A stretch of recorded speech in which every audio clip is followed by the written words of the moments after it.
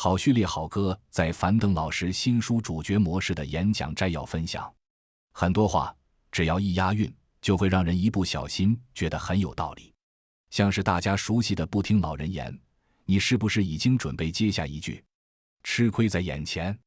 但我后来在网络上看到另一个版本，不听老人言，快乐一整年。两句话完全相反，却都听起来很对。这也提醒我们，经验不一定永远适用。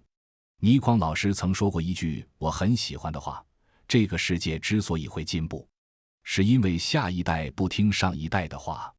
我们的人生不该只是活在前人的经验里，而是为自己创造选择。要有好选择，前提是你得先有很多选择，而这些选择都源自于你自己。我曾被一本绘本《大熊猫与小小龙》深深打动。书一开始，大熊猫问小小龙，旅程重要还是目的地重要？小小龙的回答却完全颠覆想象，我觉得旅伴比较重要，因为人生这趟旅程，唯一从头到尾陪着你的，其实只有一个人，你自己。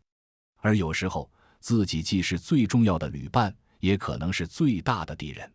在这个焦虑的时代，我发现很多不安，其实来自想太多，做太少。